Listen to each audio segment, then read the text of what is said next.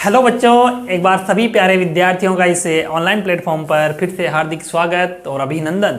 तो प्यारे बच्चों, कैसे हैं?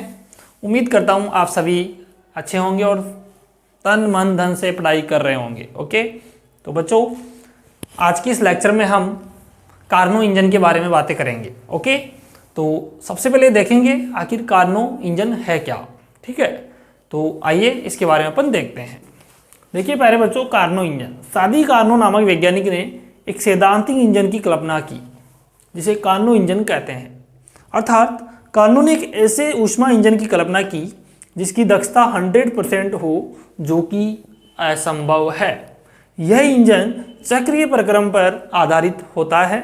सादी कार्नो ने कार्यकारी पदार्थ को 4 प्रक्रमों समतापी प्रसार, रुद्धोष्म प्रसार, समतापी संपीड़न, रुद्धोष्म संपीड़न से गुजारकर पुनः प्रारंभिक अवस्था में पहुंचाने का कार्य किया। प्यारे बच्चों समझिएगा, हमने प्रीवियस लेक्चर में हमने देखा था कि हीट इंजन क्या होता है। अर्थात हमने ये देखा था कि ऊष्मा इंजन कैसे वर्क करता है। ओके, तो ऐसा कोई इंजन नहीं प्यारे विद्यार्थियों, इस नेचर में आज तक ऐसा इंजन बना ही नहीं जिसकी दक्षता, जिसकी इफिशियंसी 100% हो। अर्थात प्यारे बच्चों, एक ऐसा इंजन जो 100% यानी ऊष्मा को 100% किस में बदल दे, वर्क में बदल दे, ऐसा कोई इंजन आज तक बना ही नहीं। तो सादी कार्नो जो वैज्ञानिक थे प्यारे बच्चों, इन्होंने एक ऐसे इंजन की, एक सैद्धांतिक इंजन की कल्पना की जिसकी जो वर्किंग इफिशियंसी है वो 100% होगी, विच इज इम्पॉसिबल। ओके, तो ऐसा करना इम्पॉसिबल है बच्चों। ठीक है, तो आइए इसके बारे में देखते हैं कि आखिर कार्नो की इंजन की जो वर्किंग प्रोसेस है वो क्या है। ठीक है, समझिएगा प्यारे बच्चों। तो कार्नो ने क्या किया बच्चों, कार्नो ने एक इंजन को चक्रीय प्रक्रम के रूप में वर्क करवाया। अर्थात उन्होंने जो कार्यकारी पदार्थ था उसको एक चक्रीय प्रक्रम से गुजारा बच्चों, और उस चक्रीय प्रक्रम से गुजार कर पुनः उसी अवस्था में लाने का कार्य किया, जिससे कि उपयोगी कार्य का मान अधिकतम प्राप्त हो। ठीक है प्यारे बच्चों, तो देखिएगा यहाँ पर क्या क्या कैसे कैसे हुआ वो मैं आपको एक डायग्राम के माध्यम से बता रहा हूँ। और प्यारे बच्चों, इस प्रोसेस की जो ग्राफिकल रिप्रेजेंटेशन है उसे कार्नो ने एक पीवी ग्राफ पर प्लॉट किया। पीवी, पी का मतलब प्रेशर, वी का मतलब volume, that is known as Carnot चक्र। उसे हम कार्नो चक्र के नाम से जानते हैं बच्चों। आइए तो देखिए, सबसे पहले क्या किया कार्नो ने, एक पिस्टन युक्त सिलेंडर लिया। क्या लिया? पिस्टन युक्त सिलेंडर, जिसमें कार्यकारी पदार्थ के रूप में उन्होंने आदर्श गैस का उपयोग किया। ऐसे कोई गैस अपन मान सकते हैं। ठीक है, इसके अंदर गैस भरी हुई है, गैस के मॉलिक्यूल्स है। प्यारे बच्चों, इस पिस्टन युक्त सिलेंडर को कार्नो ने सबसे पहले ऊष्मा स्रोत पर रखा। कहाँ पे रखा बच्चों? ऊष्मा स्रोत पे। और देखिए प्यारे बच्चों, इस सिलेंडर की खास बात यह है कि इसकी ये वाली जो दीवारें हैं ये ऊष्मा की कुचालक है। ऊष्मा की कुचालक, इसकी ये दीवार भी कुचालक है। ठीक है, और ये जो नीचे वाली दीवार है बच्चों, ये ऊष्मा की सुचालक है। ऊष्मा की सुचालक। तो प्यारे बच्चों क्या होगा, जैसे सिलेंडर को इस ऊष्मा स्रोत पर रखेंगे तो ये क्या करेगा, इस सिलेंडर ऊष्मा को ग्रहण करेगा। अर्थात ये जो गैस के मॉलिक्यूल है, अर्थात ये जो कार्यकारी पदार्थ है वो ऊष्मा को ग्रहण करेगा। और प्यारे बच्चों, जैसे ऊष्मा इसके अंदर जाएगी तो ये जो पिस्टन है ये ऊपर जाएगा, अर्थात इस गैस का एक्सपेंशन होगा, प्रसार होगा। ठीक है बच्चों, इस गैस का क्या होगा बच्चों? प्रसार होगा। मान लेते हैं प्रारंभ में इस गैस का pressure P1, volume V1 and temperature T1 है। तो प्यारे बच्चों, ये पिस्टन जैसे ही ये स्रोत से ऊष्मा ग्रहण करेगा तो ये पिस्टन धीरे धीरे इस गैस के प्रेशर के माध्यम से पिस्टन ऊपर की तरफ जाता जाएगा। अर्थात यहाँ प्रसार होगा। क्या होगा बच्चों? प्रसार। अब सुनो प्रसार कैसा होगा वो भी सुनिएगा बच्चों। जैसे जैसे ऊपर जाएगा पिस्टन तो टेम्परेचर में कमी आएगी यहाँ पे, लेकिन उतना ही टेम्परेचर स्रोत से वापस ले लिया जाता है बच्चों, क्योंकि स्रोत क्या है? अनंत ऊष्माधारिता का है। अनंत ऊष्माधारिता का, यानी कि इससे आप कितनी भी ऊष्मा लो इसके ताप पर कोई प्रभाव नहीं पड़ेगा। ओके, तो बच्चों ये जैसे जैसे ऊपर जाएगा जितना टेम्परेचर में कमी आएगी उतना टेम्परेचर यहाँ से ले लिया जाएगा वापस। ठीक है, अर्थात बच्चों इसका टेम्परेचर फिर से T1 ही बना रहेगा, बट वॉल्यूम चेंज हो जाएगा क्योंकि वॉल्यूम बढ़ रहा है। देखो एक्सपेंशन हो रहा है, दैट मीन्स वॉल्यूम बढ़ रहा है इस तरफ, प्रेशर P2 हो गया। ठीक है, अब देखो आदर्श गैस समीकरण से हम देखें बच्चों, यहाँ पर चेक करते हैं PV बराबर nRT। यहाँ पर देखो टेम्परेचर कांस्टेंट है, मैंने बता दिया आपको। R वैसे गैस नियतांक होता है, कांस्टेंट होता है। ये गैस के मॉलिक्यूल की संख्या ये भी कांस्टेंट होती है। तो फिर बच्चों बचा क्या है यहाँ पर PV, तो PV बराबर क्या आया, कांस्टेंट। अब देखो बच्चों मैं इसको ऐसे लिखता हूँ P समानुपाती 1/B। ठीक है, तो यहाँ से देखो अगर वॉल्यूम बढ़ रहा है तो प्रेशर क्या हो रहा है, घट रहा है। ठीक है, तो बच्चों यहाँ पे ध्यान रखेंगे आप, अगर वॉल्यूम बढ़ रहा है तो प्रेशर घट रहा है ना। तो वॉल्यूम जैसे जैसे बढ़ेगा प्रेशर डिक्रीज होगा, कमी आएगी प्रेशर में। तो बच्चों जब तापमान समान होता है तो आपने पढ़ा होगा छोटी क्लासों में, इसको समतापी कहते हैं। तो बच्चों पहला जो प्रसार होगा यानी पहला जो प्रोसेस होगा वो समतापी प्रसार होगा इसमें, कार्नोट चक्र में। तो आइए बच्चों इसको पीवी ग्राफ पे प्लॉट करके आपको मैं बता देता हूं। ओके, ये P और ये V, इस एक्स पे अपन V लेंगे, इस पे P लेंगे। तो प्यारे बच्चों क्या हो रहा है, सर्वप्रथम मान लीजिए इस पॉइंट A पे, मान लीजिए ये पॉइंट A है, ये पॉइंट B है। तो पॉइंट A पे हम मान लेते हैं प्रेशर P1 है, वॉल्यूम V1 है, टेम्परेचर T1 है। तो अब क्या होगा बच्चों, प्रेशर में कमी आएगी और वॉल्यूम बढ़ेगा। ऐसा ही हो रहा है ना, देखो प्रेशर कम हो रहा है लेकिन वॉल्यूम में बढ़ रहा है। तो यहाँ पे पॉइंट B आएगा और इस पे पॉइंट B पे जाते देखो क्या हो रहा है, यहाँ पे pressure P2, volume V2, temperature T1। Temperature constant रहेगा बच्चों क्योंकि यहाँ समतापी प्रसार हो रहा है। इस प्रोसेस को ऐसे किया जाता है कि तापमान समान बना रहे, तो यहाँ पे समतापी प्रसार हो जाएगा। ठीक है बच्चों, अब आगे चलते हैं, सेकंड प्रोसेस पे आइएगा। अब इस सिलेंडर को ऐसा कैसे उठा के कहाँ रखते हैं, कुचालक स्टैंड पे रखते हैं बच्चों। कहाँ रखते हैं, कुचालक स्टैंड पे। तो बच्चों अब कुचालक स्टैंड पे जैसे ही सिलेंडर आएगा तो आपको पता है ये दीवार भी कुचालक है, ये दीवार भी कुचालक है और ये दीवार इसकी सुचालक, लेकिन नीचे कुचालक माध्यम है। अब सिलेंडर से ऊष्मा का आदान प्रदान नहीं होगा, अर्थात बच्चों इसकी किसी भी दीवार से क्या नहीं होगा, ऊष्मा का आदान प्रदान नहीं होगा, अर्थात एक विलगित निकाय बन गया बच्चों ये। ठीक है, दैट मीन्स अब जो प्रसार होगा, अभी भी गैस का प्रसार होगी टेम्परेचर T1 की वजह से। अब जैसे जैसे गैस ऊपर जाएगी यानी इसका और प्रसार होने दिया जाता है। तो बच्चों अब ना तो हीट का ट्रांसफर हो रहा है, ठीक है, नहीं हो रहा है ना, क्योंकि सभी जगह तरफ से बंद हो गया इसका, यानी कि दीवारें सभी कुचालक हो गई अब। ठीक है, तो उस कंडीशन में बच्चों क्या होता है समझिएगा, यहाँ पर कौन सा प्रसार होता है, रुद्धोष्म प्रसार, रुद्धोष्म प्रसार। लेकिन बच्चों इस बार जैसे जैसे प्रसार हो रहा है तो ताप में कमी आती है। क्या आती है, क्योंकि हीट का ट्रांसफर हो नहीं रहा, इंटरनल एनर्जी से वर्क हो रहा है सारा। दैट मीन्स बच्चों यहाँ पर टेम्परेचर में कमी आएगी, और वो टेम्परेचर अब कहाँ से ले, अब कमी आ रही है तो कहाँ से लो, यहाँ तो आपने कहाँ से ले लिया था, स्रोत से ले लिया था। अब यहाँ स्रोत नहीं है, कुचालक स्टैंड है बच्चों ये। तो अब क्या करें, इस कंडीशन में बच्चों टेम्परेचर डिक्रीज होना स्टार्ट हो जाएगा। कि मान लीजिए वो पिस्टन यहाँ तक आ गया था, ठीक है, तो P2 पहले मान लीजिए पिस्टन यहाँ था इसमें, है ना।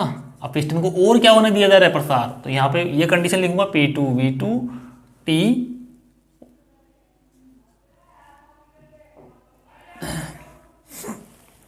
T1 से कहाँ जाएगा, P2 P3 V3 और T2। ठीक है, टेम्परेचर क्या हो जाएगा बच्चों, चेंज हो जाएगा। तो ठीक है, अब क्या होगा, प्रसार हो रहा है, दैट मीन्स वॉल्यूम बढ़ रहा है। ठीक है, तो वही यानी पॉइंट C आया। यहाँ पे जो प्रेशर P3, वॉल्यूम V3 और टेम्परेचर T2। ठीक है ना, तो इसको कहते हैं बच्चों, इस वाले को कहते हैं अपन समतापी प्रसार। कौन सा प्रसार, समतापी प्रसार। और ये वाला बच्चों रुद्धोष्म प्रसार, रुद्धोष्म प्रसार। ओके, तो दो प्रकार के प्रसार यहाँ पर हो चुके हैं। तो बच्चों अब क्या किया जाएगा, अब इस सिलेंडर को वापस यहाँ पे उठाया जाएगा और कहाँ रखा जाएगा, तीसरा प्रोसेस है स्टेप थर्ड। ये स्टेप फर्स्ट था, स्टेप सेकंड हुआ, स्टेप थर्ड में देखो यहाँ पे क्या होने जा रहा है। यहाँ पे अब बच्चों इस सिलेंडर को हम सिंक के ऊपर रखते हैं, और सिंक का वर्क क्या है, कि वो ऊष्मा को ग्रहण करेगा। ठीक है बच्चों, जैसे इसको रखेंगे हम पिस्टन को ऊपर से दबाएंगे, अर्थात गैस का संपीड़न करेंगे, इस गैस को दबा रहे हैं। और बच्चों जैसे जैसे इसका संपीड़न करेंगे यहाँ पर, तो बच्चों क्या होगा, आप जितना इसका संपीड़न करोगे टेम्परेचर इंक्रीज होगा। ठीक है, टेम्परेचर इंक्रीज होगा, जितना टेम्परेचर इसका इंक्रीज होगा बच्चों उतना ही टेम्परेचर किसके द्वारा ले लिया जाएगा, सिंक के द्वारा।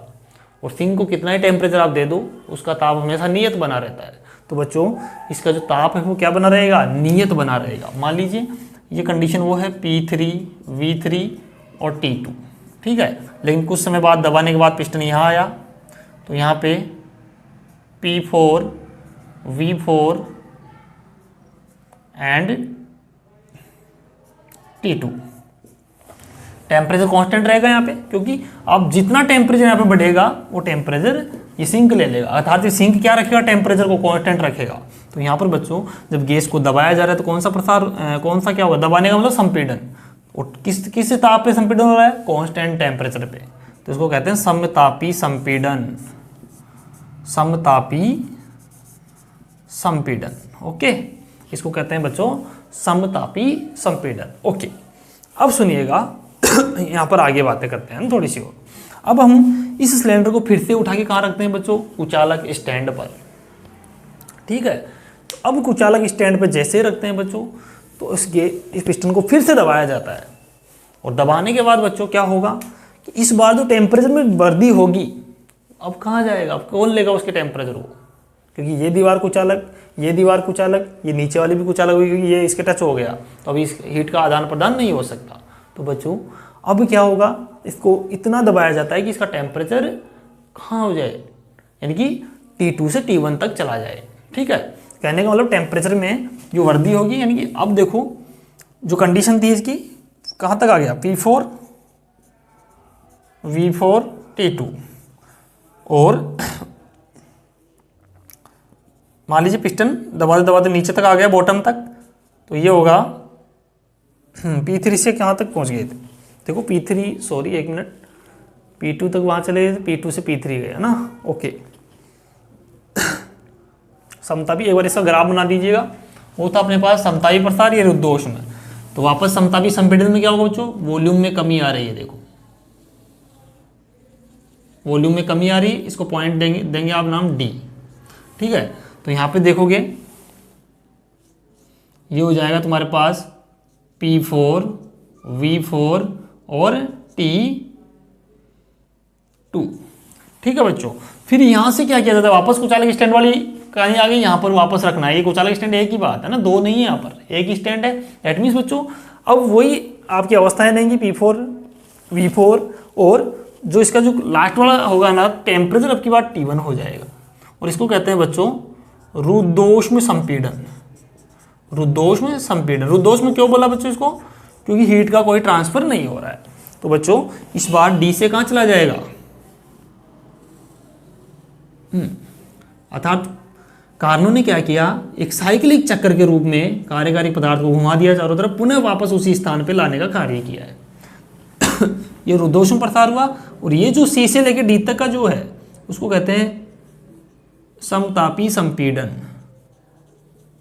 समतापी संपीड़न, और इसको रुद्धोष्म संपीड़न, रुद्धोष्म संपीड़न। तो बच्चों ये है कार्नो चक्र, इसे क्या कहते हैं, कार्नो चक्र। यानी ये जो पूरी कहानी हुई, ये जो इस इंजन का प्रोसेस हुआ, उसको कार्नो ने एक ग्राफ के रूप में प्लॉट कर दिया बच्चों। उस ग्राफ को ही, उस चक्र को ही हम क्या कहते हैं बच्चों, कार्नो चक्र कहते हैं। ठीक है, तो आप यहाँ तक लिखेंगे, ये एरो साइन भी लगा लो कि अपन कैसे इसमें जा रहे हैं। ओके, तो आप देखो ये डायग्राम रफ का आप कॉपी में बना लीजिए ना, एग्जाम बनाने की जरूरत नहीं है, अगर आप बनाओगे तो और भी अच्छा लगेगा। ठीक है, बाकी आप कॉपी के अंदर जो फेयर कॉपी में कर रहे हो वो यहाँ तक लिख लिया सबने। अब मैंने जो ये कहानी बोली, इन प्रोसेस को मैं हिंदी में लिखवाऊंगा और इनका वर्क डन कैलकुलेट करेंगे सबका। ठीक है, तो आप चाहे तो इनको लिख लीजिए आप कहीं भी, फिर आपको भी समझने के लिए कि इंजन का प्रोसेस क्या होता है। ठीक है, और बाकी आप एग्जाम में बना के आएंगे तो कोई दिक्कत नहीं है, कोई गलती नहीं होगी। ठीक है, अगर टाइम हो तो बना देना। ठीक है बच्चों, तो यहाँ तक लिखो, ये कार्नो चक्र है। अब इसका एक एक पथ का अपन वर्क डन कैलकुलेट करेंगे, अर्थात टोटल वर्क डन कैलकुलेट करेंगे इस पूरे चक्र का। और हम क्या चाहते हैं, इस इंजन की दक्षता फाइंड करना चाहते हैं बच्चों। ठीक है, तो यहाँ तक राइट डाउन करो, उसके बाद में आगे बढ़ते हैं अपन, है ना। फटाफट लिखिएगा।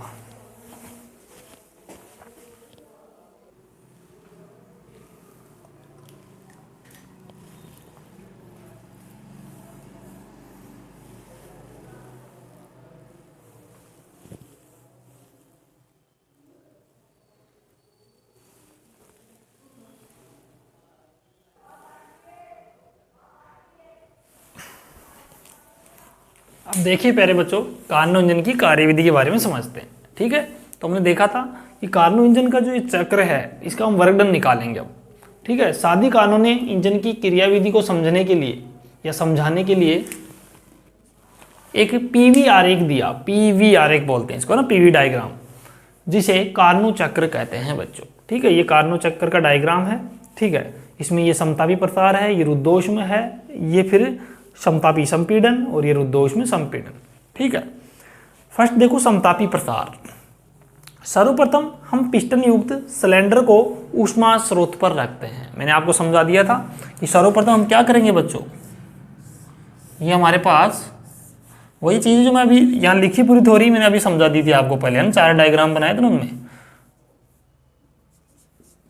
ऊष्मा स्रोत, और बच्चों इसके जो अंदर होता है ना, ये वाला, ये पिस्टन होता है। पिस्टन का मीन्स है बच्चों, जैसे आपने कभी इंजेक्शन देखा होगा, इंजेक्शन को जब आप ऐसे खींचते हैं तो उसके अंदर जो रबड़ वाला देखा होगा आपने, एकदम टाइट खींचता है एकदम और अंदर जाता है, और उसके आगे वाला जो छेद होता है उसमें से क्या निकलती है, होल में से हवा निकलती है। दैट मीन बच्चों, जैसे आप उसको खींचोगे, बार बार दबाओगे, तो वो पिस्टन है एक तरह से। क्या है?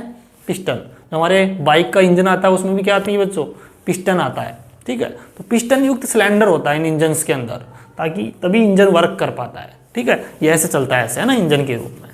ठीक है ना। अब देखो बच्चों, इसका एक्चुअल प्रोसेस मैं अभी बताऊंगा आपको, है ना, कैसे इंजन चलता है वो भी समझाएंगे। देखो तो बच्चों, ये पिस्टन क्या होगा, जैसे उष्मा स्रोत से हीट लेगा तो पिस्टन ऊपर जाएगा, और ये जो पिस्टन के साथ लगी हुई ये रोड है, ये भी ऊपर जाएगी, ऐसे है ना, ऊपर जाएगी। ठीक है, तो इसका धीरे धीरे क्या होने लगेगा बच्चों, इस गैस का प्रसार होने लगेगा, इसका आयतन बढ़ने लगेगा। इसका मतलब इसमें जो स्पेस है वो बढ़ने लगेगा धीरे धीरे। ठीक है, अब जैसे आयतन बढ़ेगा और टेम्परेचर कांस्टेंट रहेगा, मैंने आपको बता दिया था, क्योंकि जितना टेम्परेचर की यहाँ कमी आएगी उतना टेम्परेचर स्रोत से और ले लिया जाएगा, क्योंकि स्रोत में कोई कमी नहीं है टेम्परेचर की। इनफाइनाइट धारिता का ये स्रोत है, जिससे आप कितना ही टेम्परेचर ले लो कोई फर्क नहीं पड़ेगा। ओके, तो बच्चों यहाँ पे मैंने बताया था P समानुपाती आपको 1/V ऐसे बताया था आदर्श गैस समीकरण से, ये आपको याद होगा छोटी क्लास से। टेम्परेचर कांस्टेंट, ये गैस नियतांक कांस्टेंट, मोलों की संख्या कांस्टेंट, तो PV बराबर कांस्टेंट, तो P समानुपाती 1/V। अगर V बढ़ेगा तो प्रेशर कम होगा। ठीक है, आयतन बढ़ रहा है तो दाब कम होगा। ओके, अब सुनो, तो यहाँ पर बच्चों इनिशियली क्या हो रहा है समझिएगा। सर्वप्रथम पिस्टन युक्त सिलेंडर को ऊष्मा स्रोत पर रखते हैं, जिससे कार्यकारी पदार्थ स्रोत से ऊष्मा ग्रहण करता है, जिसके कारण पिस्टन ऊपर की ओर गति करता है, अर्थात गैस का प्रसार होता है, जिसके कारण गैस का आयतन बढ़ता है। प्रसार होगा तो उसके अंदर सिलेंडर में ये पिस्टन ऊपर चला जाता जाएगा, तो यहाँ पर स्पेस बढ़ता जा रहा है, यानी गैस को जगह मिल रही है और, अर्थात गैस का आयतन बढ़ रहा है। ठीक है, अब देखो, तथा दाब घटता है, ये मैंने आपको इस फॉर्मूले से बता दिया। तथा ताप का मान नियत बना रहता है। नियत क्यों बना रहता है बच्चों, इस स्रोत के वजह से, क्योंकि स्रोत से आप टेम्परेचर लिए जा रहे हो, कोई यानी नियत रहेगा, कांस्टेंट टेम्परेचर यहाँ पर रहेगा, जितना कमी आ रही हो यहाँ से लेते जा रहे हो। ठीक है, अब देखो बच्चों, कार्नो चक्र में समतापी प्रसार को AB भाग द्वारा दर्शाया गया है। ये A से B तक का जो भाग है, ये जो पथ है, ये समतापी प्रसार का है। ये दो, ये लाइन आपको ये बता रही है धीरे धीरे देखो वॉल्यूम बढ़ता जा रहा है, टेम्परेचर की लाइन नीचे होती जा रही है, टेम्परेचर कम होता जा रहा है। ठीक है, तो माना प्रारंभ में A बिंदु पर ताप, दाब व आयतन क्रम से कितने हैं, T1, P1, V1, तो ऐसे लिख लो, कैसे लिख दो ना। तथा बिंदु B पर गैस का ताप, दाब और आयतन कितने हैं, P2, V2, T1। टेम्परेचर का ध्यान रखना, टेम्परेचर सेम रहेगा, तभी तो समतापी बोला है इसको, समान ताप। ये प्रसार कैसा है, समान ताप पर होने वाला प्रसार है। ओके, तो बच्चों ये समझ में आया होगा आपको ना। इसका मतलब पिस्टन कहाँ गया इस टाइम पे, ऊपर चला गया। ठीक है, तो अब बच्चों इस पिस्टन को इतना ऊपर जाने के लिए कितना वर्क डन करना पड़ेगा वो आपको देखना है यहाँ पर।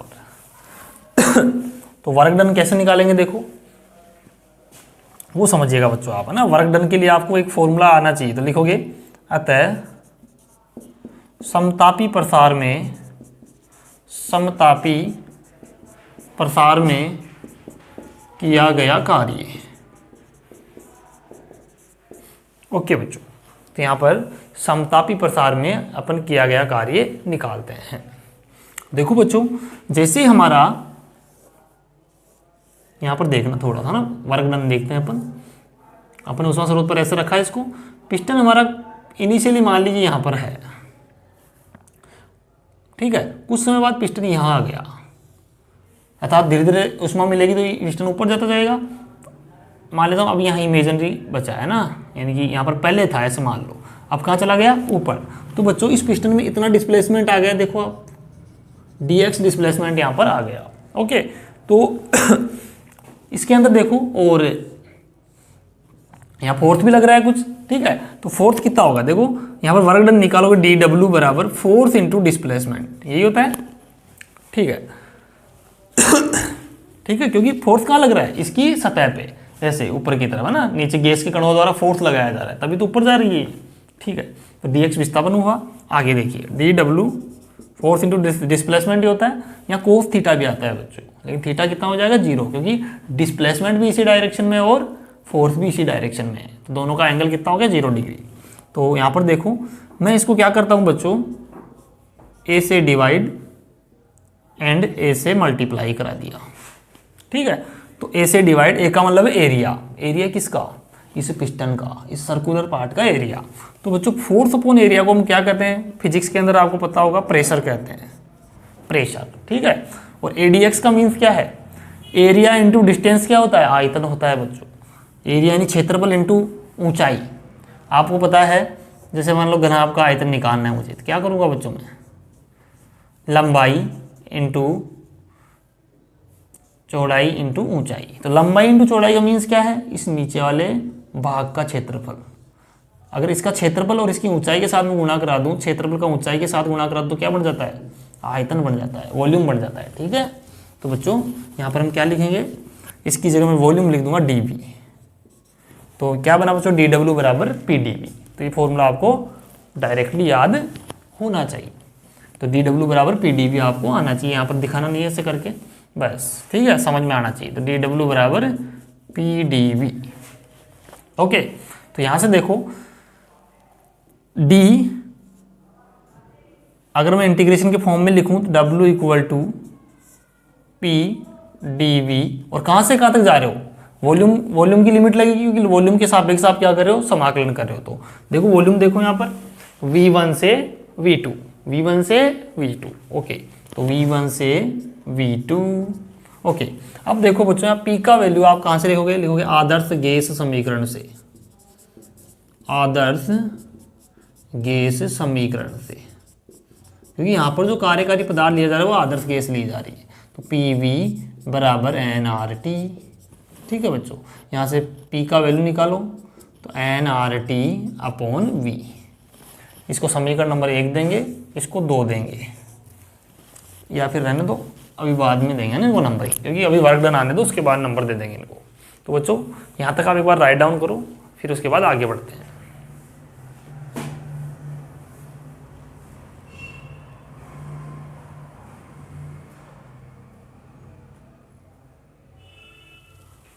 अब देखिए बच्चों, हम इसका वर्क डन निकालते हैं। बच्चों हमें डायग्राम की जरूरत पड़ेगी, तो हम डायग्राम को नहीं मिटाएंगे, है ना।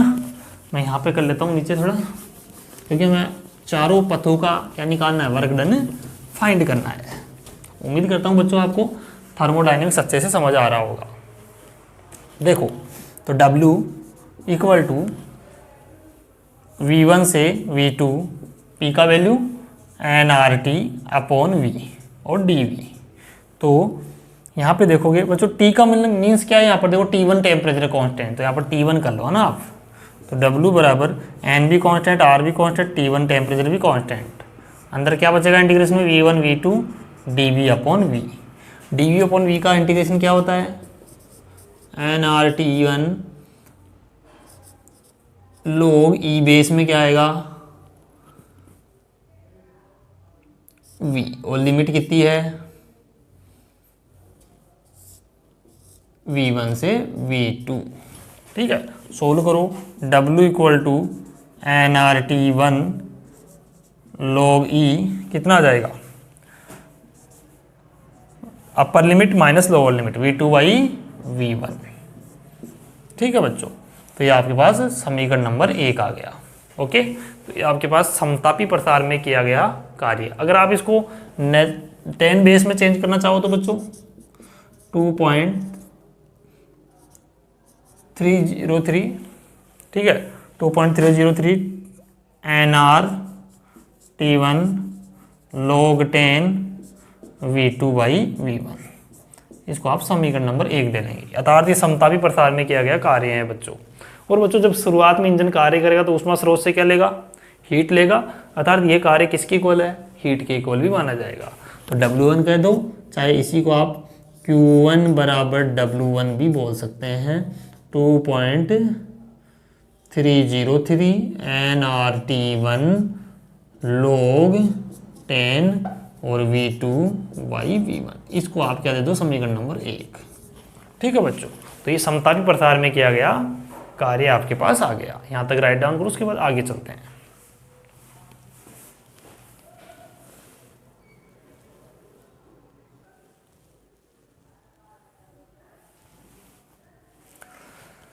अब देखिए बच्चों, हमने समतापी प्रसार में कार्य का मान ज्ञात कर लिया है। इसको समीकरण नंबर अपने 1 दे दिया है। अब हम रुद्धोष्म प्रसार में कार्य का मान ज्ञात करेंगे। मैंने पहले आपके राइट डाउन कर लिया है बच्चों। अब देखिएगा, हम यहाँ रुद्धोष्म प्रसार को समझ लेते हैं। वही पिस्टन युक्त सिलेंडर हमारे पास है, उसको हमने अब इस बार कुछ अलग स्टैंड पे रखा है बच्चों। ठीक है, तो अब क्या होगा, पिस्टन और ऊपर जाएगा क्योंकि उसके अंदर जो मॉलिक्यूल्स की एनर्जी है, जो हीट उन्होंने ली थी T1 टेम्परेचर पे यानी T2 पे, तो बच्चों धीरे धीरे ऊपर जाएगा पिस्टन, अभी भी कुछ अलग स्टैंड पे रखने के बाद। लेकिन बच्चों अब क्या नहीं होगा, हीट का आदान प्रदान नहीं होगा, यानी कि अब टेम्परेचर में कमी आएगी। अंदर जो आदर्श गैस की जो अणु है उनके टेम्परेचर में क्या आएगी, कमी आएगी। दैट मीन्स अब कमी आ गई टेम्परेचर में, तो टेम्परेचर कहाँ से लोगे, नहीं ले पाओगे। इसका मतलब टेम्परेचर T2 से यानी कि T1 से घटकर कहाँ हो जाएगा, T2 तक हो जाएगा बच्चों।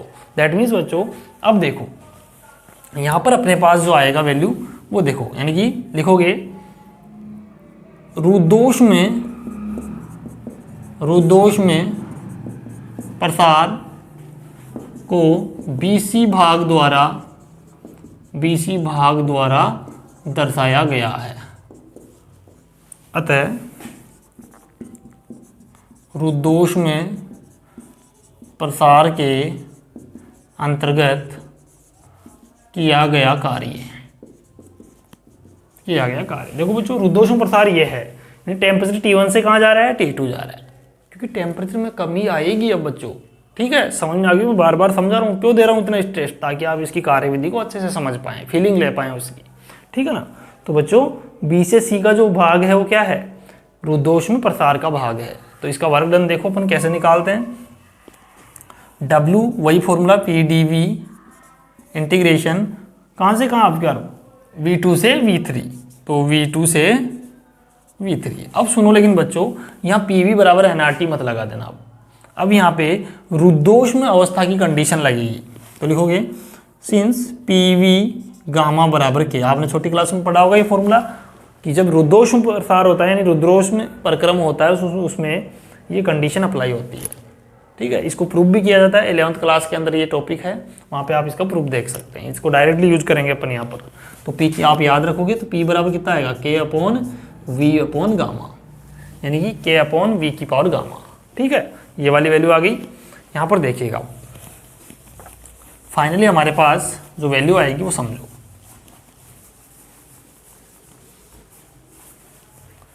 तो यहाँ पर जो बच्चों हमारे पास वैल्यू आएगी वो देखो, W इक्वल टू V2 से V3, P की जगह मैंने रखा K/V गामा dV। ठीक है, W equal to K common यानी कॉन्स्टेंट बाहर आ जाएगा और इसमें हो जाएगा V2 से V3 और dV/V गामा। इसका इंटीग्रेशन कितना हो जाएगा बच्चों, V minus gamma plus 1 minus gamma plus 1 और लिमिट V2 से V3। ओके, तो W इक्वल टू के, एक मिनट रुकिएगा बच्चों,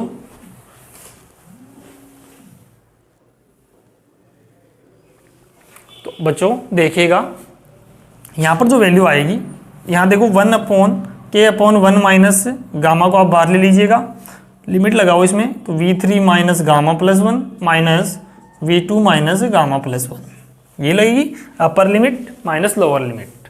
अब क्या कीजिएगा बच्चों, यहाँ पर W equal to k/1 minus gamma V3 minus gamma और V3, ऐसे लिख सकता हूँ उसको पावर को ब्रेक करके, minus V2 minus gamma and V2। अब देखिएगा बच्चों, मैं इसको हटा रहा हूँ थोड़ा सा ना, आपने लिख लिया होगा या वीडियो को पॉज कर लो फिर लिख लो।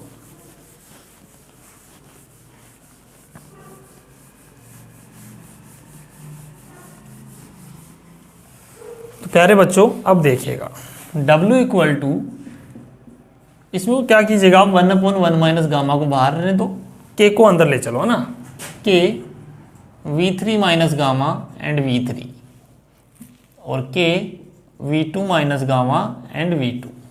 बच्चों ये वाला टर्म देखो, ये दोनों टर्म देखो क्या कह रहे हैं, हमारे पास फॉर्मूला था PV गामा बराबर K, यही था। तो हम क्या करें बच्चों, यहाँ से इसको ऐसे लिखता हूँ V माइनस गामा और K को यहाँ, ठीक है। अगर मैं इसको ऐसे लिखूँ P3 K तो कांस्टेंट है और V3 माइनस गामा, तो K V3 माइनस गामा किसके इक्वल आ रहा है, P3 के, ऐसे ये P2 के इक्वल आएगा, ठीक है। तो W 1/1 minus gamma P3 V3 and P2 V2। Okay, ये वाली वैल्यू आपके पास आ गई।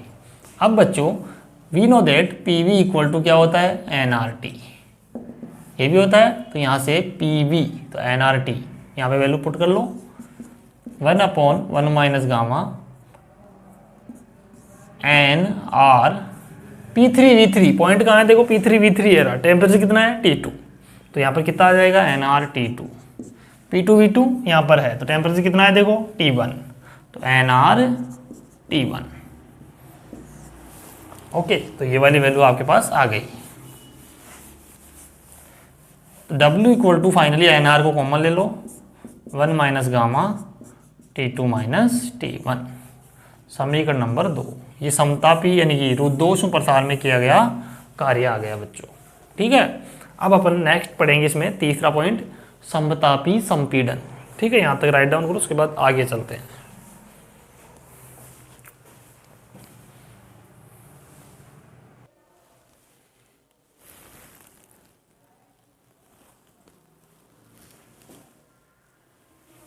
अब चलते हैं प्यारे बच्चों अपन तीसरे प्रसार की तरफ, यानी संपीड़न कराएंगे। अब गैस का क्या करेंगे, संपीड़न। तो आप लिखेंगे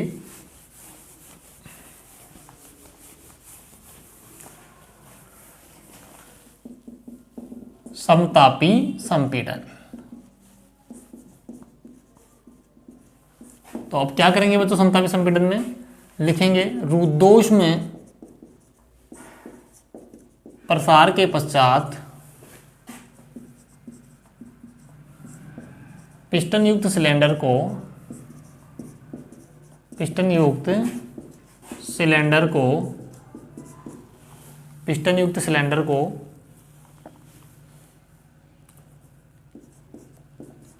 सिंक पर रखा जाता है, सिंक पर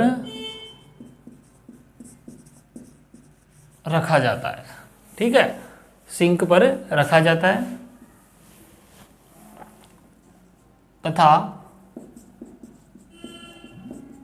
गैस को, एक मिनट रुकिएगा बच्चों,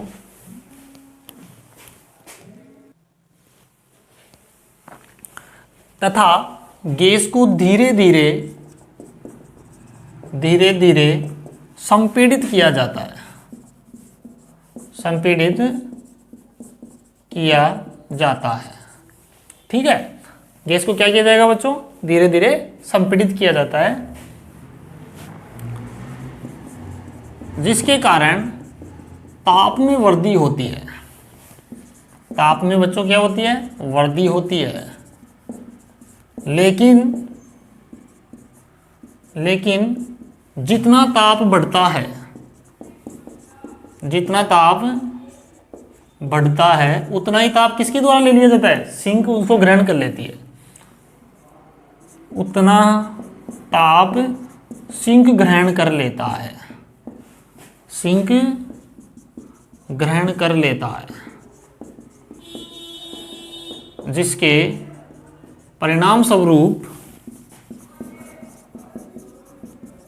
स्वरूप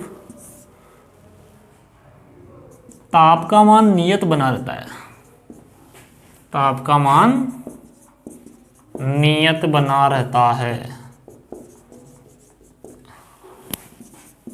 इस प्रक्रिया को समतापी संपीड़न कहा जाता है, समतापी संपीड़न कहा जाता है। ठीक है बच्चों, तो समतापी संपीड़न का जो वक्र है वो देखो ये रहा, सी से लेके डी तक ये समतापी संपीड़न हो रहा है, इसमें वॉल्यूम में कमी आ रही है ना, तो यहाँ पे आप लिख देंगे ये चीज़ें भी, वॉल्यूम क्या होगा, कम होगा बच्चों। यहाँ पर थ्योरी में और ऐड कर देना कि वॉल्यूम कम होगा वगैरह वगैरह, जो भी है बातें आप ऐड कर सकते हैं। तो समतापी संपीड़न में किया गया कार्य बताओ बच्चों कितना होगा, W बराबर PdV। लिमिट कितनी हो जाएगी देखो टेम्परेचर की, V3 से V4, तो V3 से V4 बच्चों सॉल्व करना सेम आएगा, मैं इसका डायरेक्ट आंसर लिख रहा हूँ। NR टेम्परेचर देखो T2, NR T2 log 10 V4 upon V3। ठीक है, ये आ जाएगा तुम्हारे पास V4 अपॉन V3। तो ये आ गया समतापी संपीड़न में वर्क डन। ओके बच्चों, एक बार आप यहाँ तक लिखो, उसके बाद आगे बढ़ते हैं।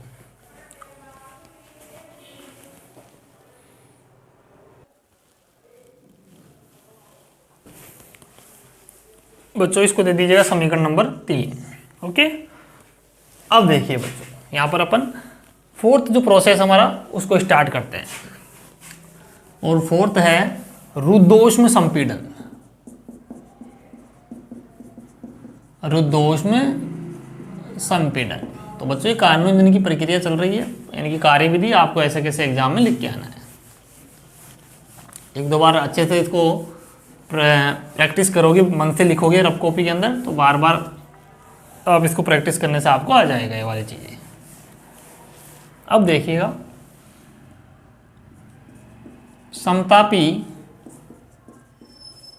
संपीड़न के पश्चात पिस्टन युक्त सिलेंडर को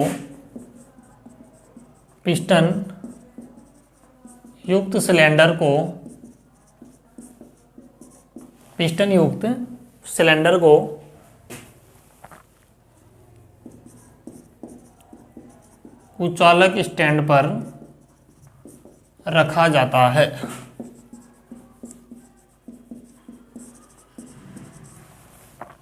स्टैंड पर रखा जाता है, जिसके कारण रुद्धोष्म प्रक्रम संपन्न होता है,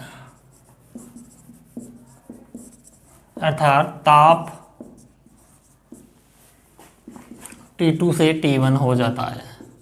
ताप में क्या आती है, कमी आती है, वापस पुनः वही ताप आ जाता है, इनिशियल पॉइंट पे पहुंच जाता है ना, ये पूरा चक्र आपका, तो वापस उसी ताप पे T1 पे पहुंच जाता है। ओके, तो वर्क डन देखो इसका वही होगा, लेकिन लिमिट चेंज हो जाएगी इसकी वॉल्यूम की, देखो V4 से V1। ओके, तो PdV। ठीक है, इसको सोल्व कीजिएगा, आपके पास फाइनल वैल्यू इसकी आएगी। तो W बराबर, इसमें PV गामा बराबर केवल रिलेशन अभी जो किया था वैसा का वैसा करना है, V4 V1 क्या कितना आएगा यहाँ पे, K upon V gamma dV। W के बाहर होगा, इंटीग्रेशन करोगे V minus gamma plus 1 V4 से V1। तो W बराबर बच्चों इसको सोल्व करना अभी पिछले वाले प्रोसेस की तरह ही, तो K 1 माइनस गामा के, तो ये आ जाएगा V1 minus gamma and V1 minus के V4 माइनस गामा और V4। तो बच्चों फाइनली इसकी जो वैल्यू है वो मिलेगी, यहाँ पर देखो V1 पे टेम्परेचर कितना है T1 है ना, तो ये देखो NR1 minus gamma and T1 minus T2, ऐसा आपको वैल्यू मिलने वाली है बच्चों। तो ये आ गया रुद्धोष्म संपीड़न में किया गया कार्य, समीकरण नंबर 4। ओके बच्चों, तो ये वाली वैल्यूज आपके पास आ गई है। अब क्या करना है बच्चों, हमें टोटल वर्क डन चाहिए। अब हम इस डायग्राम को हटा सकते हैं, तो हम नाउ टोटल वर्क डन हम फाइंड करते हैं यहाँ पर। अतः कुल किया गया कार्य, अतः कार्नो इंजन द्वारा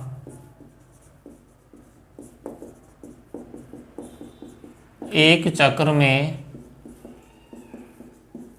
कुल किया गया कार्य।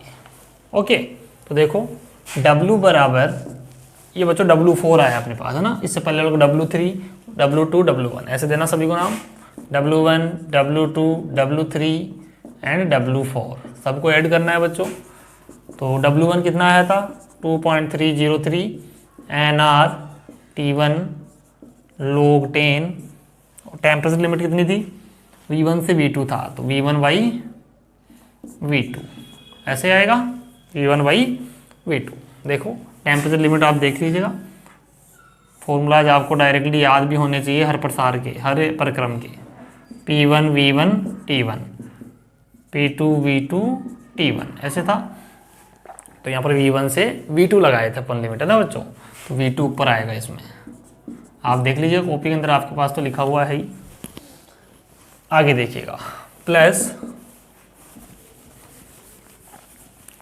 W2 कितना आएगा बच्चों, W2 रुद्धोष्म प्रसार वाला है ना, तो NR1 माइनस गामा और उसमें आया था T2 minus T1 plus W3 कौन सा आएगा समतापी संपीड़न का, तो इसमें आया था 2.303 NR T2 log 10, और इसमें आएगा वॉल्यूम कितना आएगा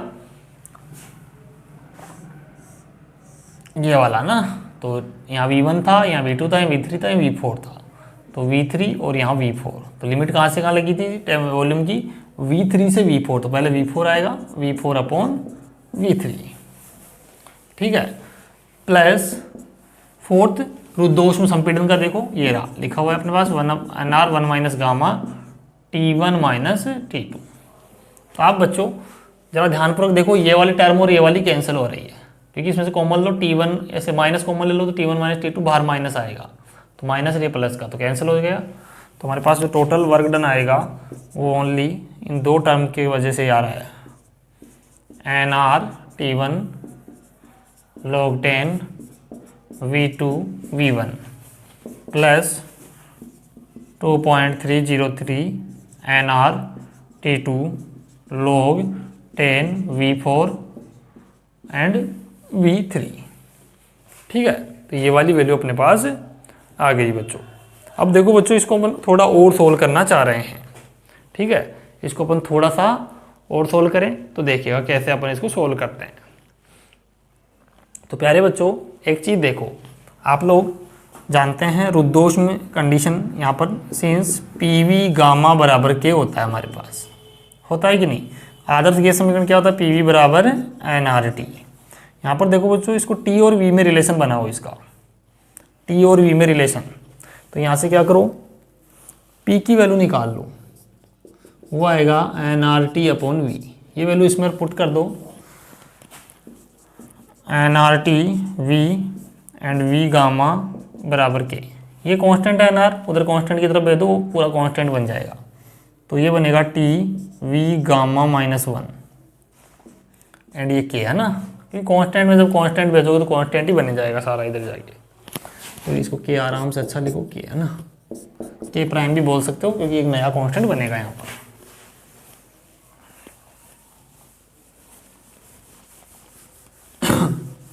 अब देखिए बच्चों, हमारा टारगेट हम इन दोनों को बराबर करना चाह रहे हैं ना, इस वाली वैल्यू को और इस वाली को, ताकि ये पूरा ऐड हो जाए एक जगह। तो अब देखिए बच्चों, यहाँ पर अपन वैल्यू देखें कहाँ कहाँ पे हमारे पास रुद्धोष्म प्रसार हो रहा है वो देखो।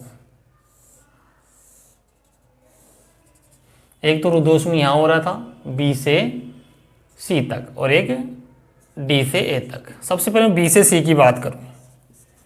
बी से सी, वी पर लिमिट कितनी है, V1 और T1, सॉरी बी पे कितना था, V2 T1, और यहाँ पे सी पे कितना था, V3 T2। यही है, इसमें वैल्यू रखो, कितना आएगा देखो, T1 V2 गामा -1, एंड इसको मैं इधर लिखता हूँ बराबर में, T2 V3 गामा -1, ऐसे लिख सकते हो ना कांस्टेंट को आप। जब ये k के इक्वल है ये वैल्यू, तो इसके अंदर आप दोनों वैल्यू को बराबर, इनको सबको नीचे ले आओ इधर, इस सबको, तो इसकी डिवाइड में आएगा पूरा, इधर 1 बचेगा, तो वो कांस्टेंट ही तो है। तो k की जगह अपने पास ये वापस लिख सकते हैं अपन। यहाँ से देखो बच्चों, T1/T2 की वैल्यू निकालो, और हमें चाहिए V2 इसको V3/V2 कैसे बना लो, देखो T1/T2 बराबर V3/V2 और गामा -1, ठीक है। ऐसे आपने लिख लिया बच्चों इसको आप समीकरण नंबर इसको दे दो एक बार 5, इसको 6, ठीक है। यहाँ तक आप राइट डाउन करें एक बार, ठीक है। इसके बाद आगे बढ़ते हैं।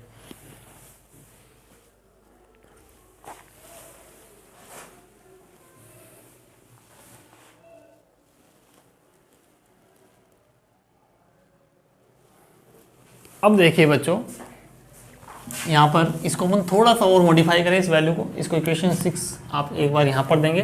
देखो इसको लिखो आप V3/V2 T1/T2, और ये कितना हो गया, गामा माइनस, यानी 1/1 में आएगा, ध्यान रखना पावर यहाँ पे 1/1 - गामा। और बच्चों मैंने इसको मान लिया रो, ये मैंने लेट किया है माना, ठीक है। आगे देखो, ये रुद्धोष्म गुणांक है, ठीक है, रुद्धोष्म अनुपात कहलाता है रो। अब आगे देखिएगा, इसी प्रकार बच्चों हमने इसके लिए लिखा है, रुद्धोष्म के लिए लिख दिया इस वाले प्रोसेस के लिए। इस पर यहाँ भी रुद्धोष्म हुआ था हमारे पास, डी से ए तक हुआ था कि नहीं।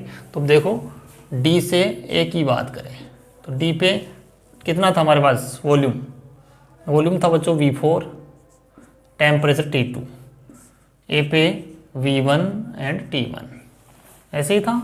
तो लिखो उसकी तरह इक्वेशन लिखो, T2 V4 gamma -1 and T1 V1 gamma -1, ठीक है।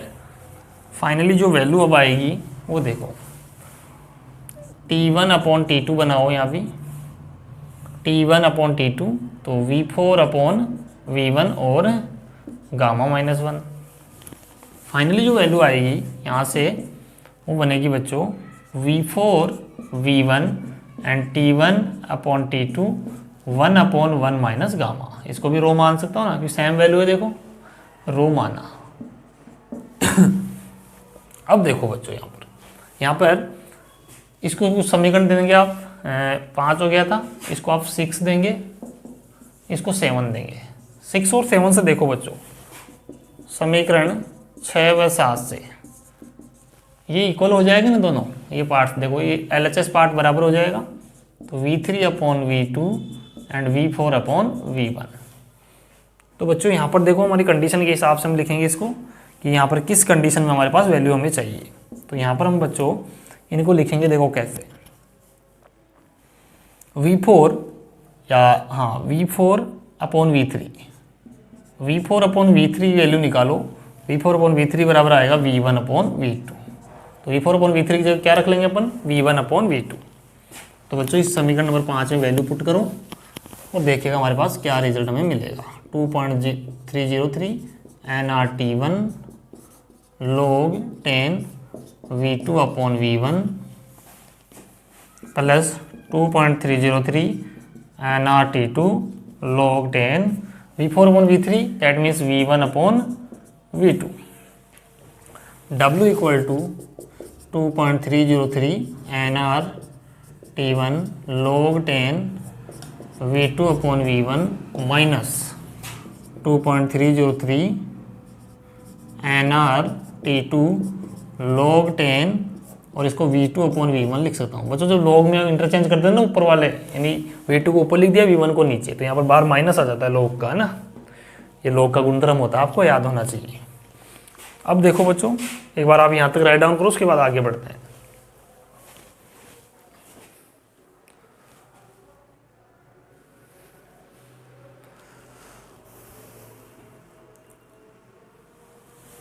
अब देखिएगा बच्चों, यहाँ पर हम टोटल वर्क डन फाइंड करने जा रहे हैं।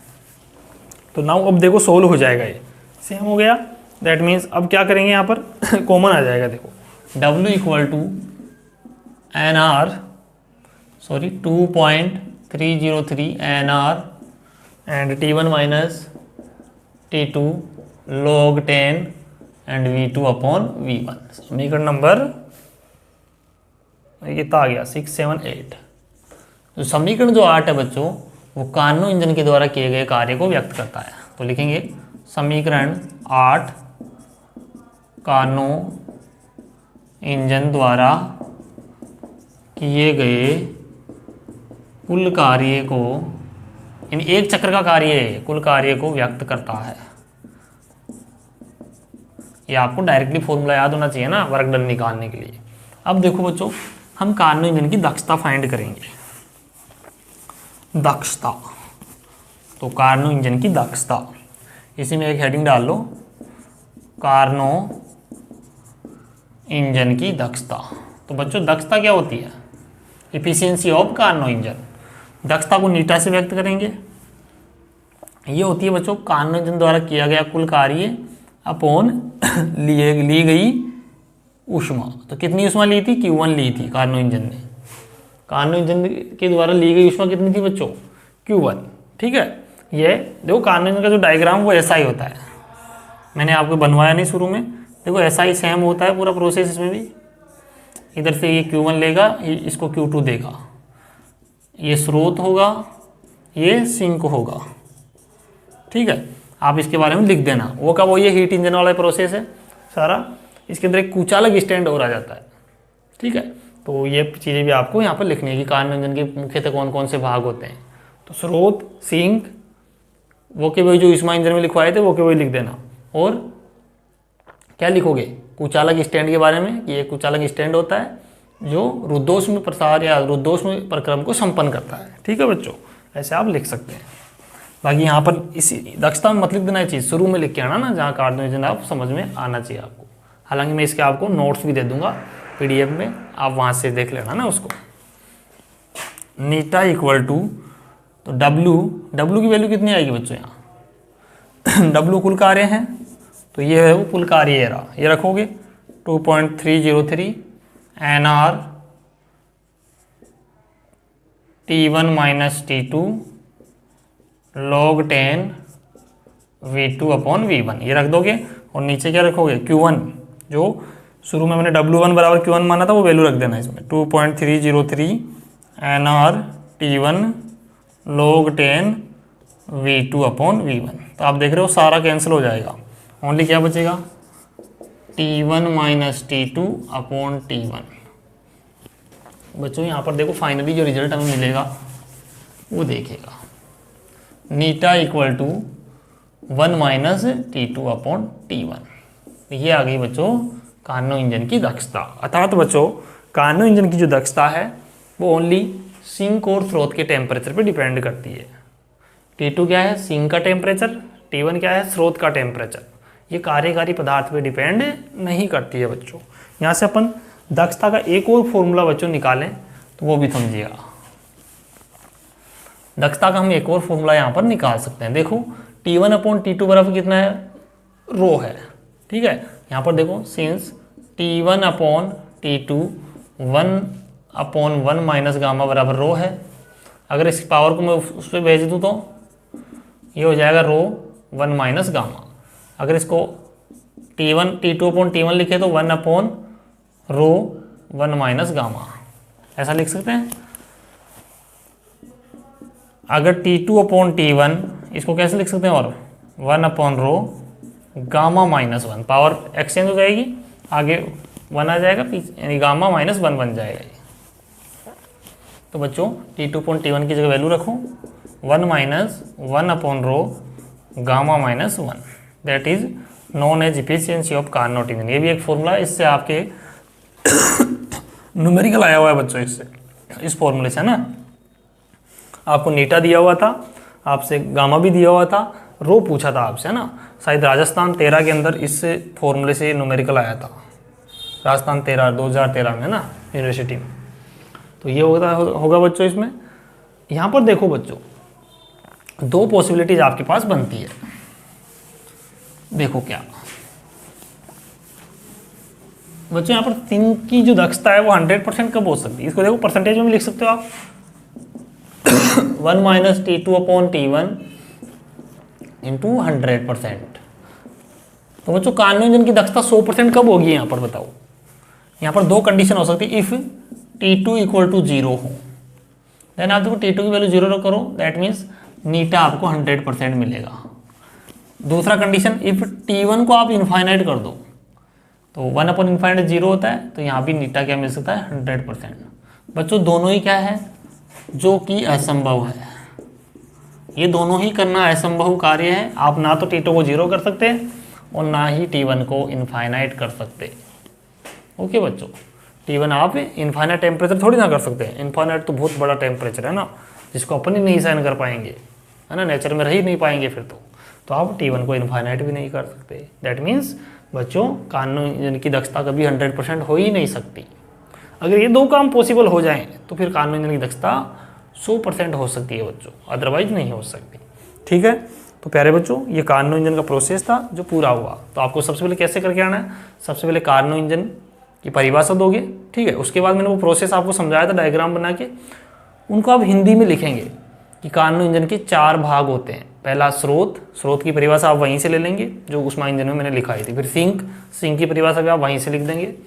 और एक आता है कार्यकारी पदार्थ, कार्यकारी पदार्थ की परिभाषा आप वहीं से लिखेंगे। फिर उसके बाद कुचालक स्टैंड, तो कुचालक स्टैंड में मैं बोल रहा हूँ वो लिख लेना। लिखोगे यह एक कुचालक पदार्थ का बना हुआ स्टैंड होता है, यह एक कुचालक पदार्थ का बना हुआ स्टैंड होता है जिसके माध्यम से रुद्धोष्म प्रक्रम को संपन्न किया जाता है, जिसके माध्यम से रुद्धोष्म प्रक्रम को संपन्न किया जाता है। ओके बच्चों, उसके बाद ये करने के बाद बच्चों उसके बाद आप कार्यविधि करेंगे, कार्यविधि के बाद ये सारा प्रोसेस आप करेंगे। ओके ठीक है बच्चों, एग्जाम में आप ऐसे ही करके आना, क्योंकि मैंने बार बार 2 बार नहीं लिखवाया यहाँ पे, क्योंकि टाइम बचाना है अपने को कैसे भी। ठीक है बच्चों, तो आप यहाँ तक राइट डाउन करें, उसके बाद आगे बढ़ते हैं।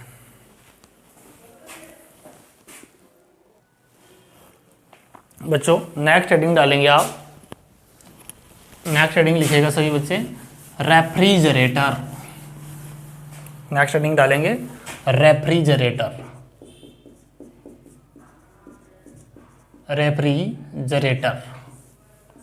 जो घर में फ्रीज होता है बच्चों, फ्रीज, उसे रेफ्रिजरेटर कहते हैं। तो बच्चों रेफ्रिजरेटर क्या है, ये बस कुछ नहीं है, जो हमारा कार्नो इंजन है उसके विपरीत प्रक्रम में कार्य करता है। यानी अगर मैं उसी कार्नो इंजन को का जो प्रोसेस उसको विपरीत कर दूं, दैट मीन्स जो डिवाइस बनेगा वो क्या बनेगा, रेफ्रिजरेटर बनेगा। ठीक है, तो लिखो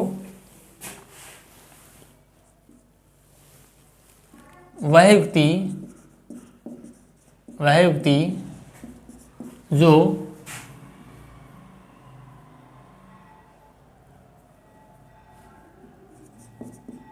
ऊष्मा इंजन के विपरीत कार्य करती है, रेफ्रिजरेटर कहलाता है, रेफ्रिजरेटर कहलाता है, रेफ्रिजरेटर कहलाता है। ओके बच्चों, अर्थात क्या होगा, रेफ्रिजरेटर में ऊष्मा का प्रवाह निम्न ताप का मतलब सिंक, निम्न ताप से उच्च ताप यानी कि स्रोत, निम्न ताप से उच्च ताप स्रोत की ओर होता है।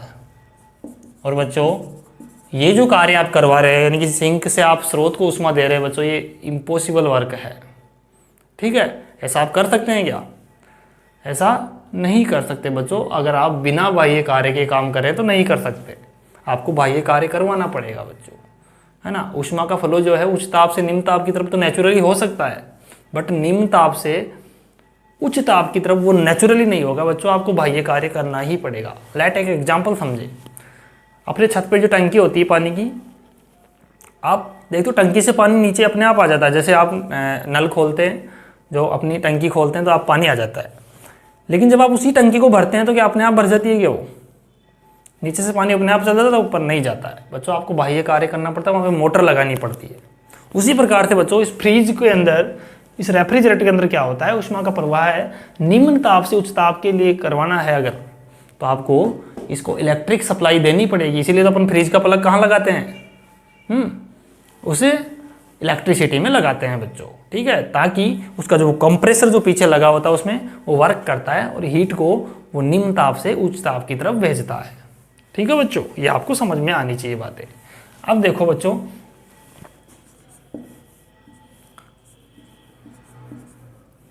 निम्न ताप यानी कि रेफ्रिजरेटर में ऊष्मा का प्रवाह निम्न ताप से उच्च ताप की ओर होता है बच्चों। ठीक है, तो अब देखो बच्चों, इसका हम पुनरुत्पादन गुणांक निकालते हैं।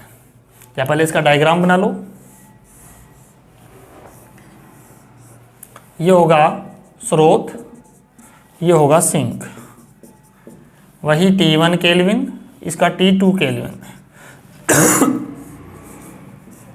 ये होगा कार्यकारी पदार्थ, थोड़ी हुआ इसमें होगा बच्चों, है ना। यहाँ पे कार्यकारी पदार्थ है, लेकिन इस बार कार्यकारी पदार्थ हीट कहाँ से लेगा? सिंक से लेगा। कितनी? Q2 heat. फिर W कार्य करना पड़ेगा इसके लिए, जब ही लेगा हीट, ध्यान रखना यहाँ से कार्य करना पड़ेगा बाहर से W कार्य। तो बच्चों और शेष जो बची हुई हीट है वो किसको दे देगा? स्रोत को दे देगा। ठीक है, तो इसका परफॉर्मेंस फैक्टर देखें, या रेफ्रिजरेटर का कार्य गुणांक, वर्किंग परफॉर्मेंस देखें इसकी, तो परफॉर्मेंस फैक्टर के इक्वल टू बच्चों रिवर्स काम होता है, इसमें हीट इधर से ली जा रही है तो Q2/W लिखा जाएगा। इसका जो परफॉर्मेंस फैक्टर है वो लिखा जाएगा ली गई ऊष्मा बटा किया गया कार्य। तो Q2W की वैल्यू कैसे निकालोगे बच्चों? देखो Q2 हीट ली गई है, W कार्य किया गया है, फिर हीट जो बची वो स्रोत को दी गई, यहाँ से W निकालो, Q1 माइनस Q2। ठीक है बच्चों, तो ये हो जाएगा Q1 माइनस Q2। ओके, तो आगे इसकी वैल्यू निकालें अपन, वो देखिए कैसे निकालोगे ना। तो K इक्वल टू Q2 को नीचे भेज दो, Q1/Q2 माइनस 1। अब देखो बच्चों, एक रिलेशन हमारे पास होता है, हमने नीटा निकाला था 1 माइनस T2/T1, एक नीटा हमने निकाला था 1 माइनस Q2/Q1 निकाला था। दोनों से आप कंपेयर कराएं तो यहाँ देखोगे आप T2/T1 बराबर Q2/Q1। तो बच्चों यहाँ से T1/T2 बराबर हो जाएगा Q1/Q2। ये वैल्यू इसमें रखो ताकि ये टेम्परेचर की फॉर्म में आ जाएगा बच्चों, है ना। यहाँ पर कर लेते हैं ना, यहाँ पर देखो, तो मेरे पास जो K है वो आएगा बच्चों, जब वैल्यू रखोगे तो T1/T2 minus 1, K equal to T2/T1 minus T2, that is performance factor of refrigerator. तो प्यारे बच्चों, कार्नो इंजन की दक्षता भले ही 100% नहीं हो, बट रेफ्रिजरेटर का जो कार्य गुणांक वो 100% से ज़्यादा भी हो सकता है। ठीक है, ये आपको यहाँ से समझ में आ रहा होगा, देखिएगा ना।